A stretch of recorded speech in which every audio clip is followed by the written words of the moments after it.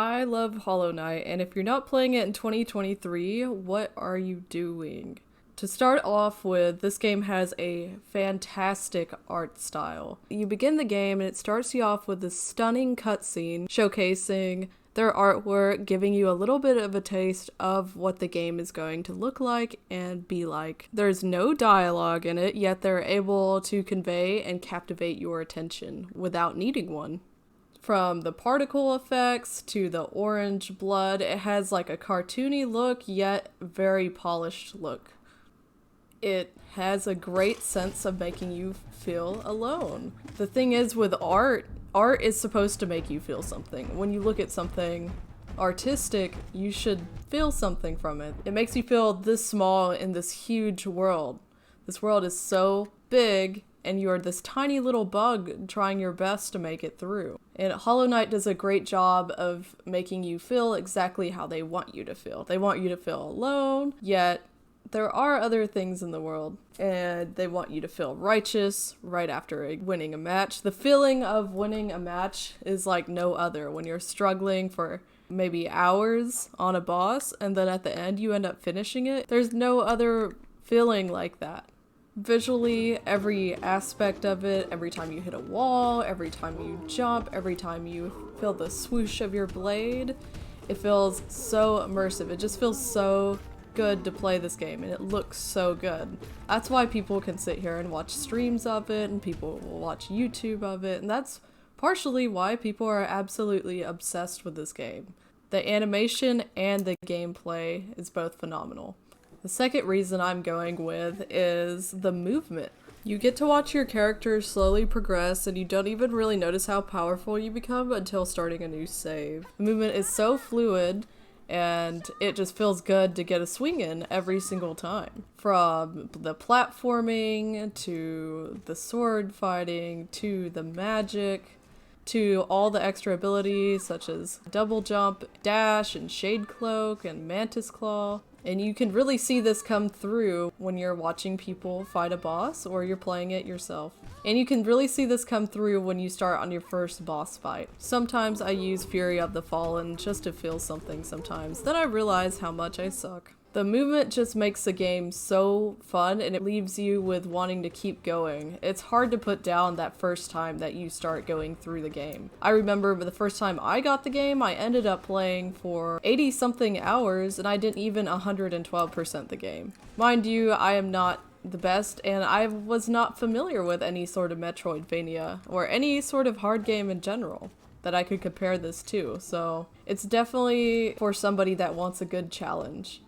And at the same time, you can still play it how you want to. The basic story is a challenge, but you can take it so far to the pantheons, and you can discover every detail, or you can not and just stick to the main story. The third reason I'm going to go with is kind of bouncing off of the art style. I was going with the visual art style in the beginning, but music is a form of art itself. As I was explaining earlier, that art is supposed to make you feel, so is music, and music absolutely sets the tone in this game. Whether you are just alone exploring the world, or you're fighting a boss, or the sound from the dialogue from the creatures that you are talking to and getting familiar with. The music is a great way to zone in as a relatively quiet experience with no actual English voiceovers. The music feels very skilled and intentional. It always matches the message each part of the map conveys. And number 4 is the hours of content you get for the price. The game is only $14.99 right now. When you look at that comparatively to a brand new game that is typically like $70 now, if you compare the price to Call of Duty, yes, they are totally different games, but Hollow Knight will probably give the average player maybe 40 to 50 hours. If you're just a casual, decent player that's better than me and also isn't discovering everything. The map is huge and detailed, and it makes you just want to keep discovering it. Like, I didn't want to fly through this game. I really wanted to take my time and search every nook and cranny, look for breakable walls, look for wanderer journals, look for extra geo, look for grubs. It is just pure bliss the entire time you are playing it, no matter what you're doing. And number 5, I'm going to go into the story. I am not going into it in absolute great detail, but the story is there. There's so much to learn about it. There's so many details. There's so many Easter eggs. You can find so many videos about everything.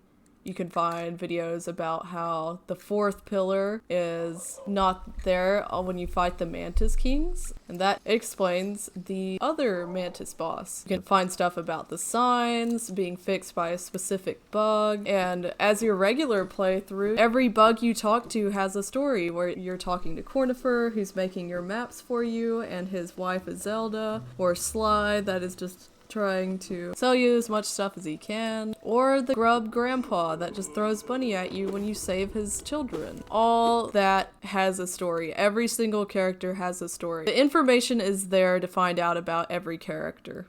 But anyways, this was just a smaller video just describing why I feel like it is still worth getting Hollow Knight. And do you really want to be left out in all the Silksong hype? You really want to have to rush to play the first game when you see Silksong is out and everybody else is playing it? No, you should be prepared. You should want to play Silksong when it comes out. You should be patiently waiting along with the rest of us. But anyways, thanks for watching and be sure to subscribe if you enjoyed this video. I do stream Tuesday, Thursdays, and Saturdays. Thursdays and Saturdays being Hollow Knight.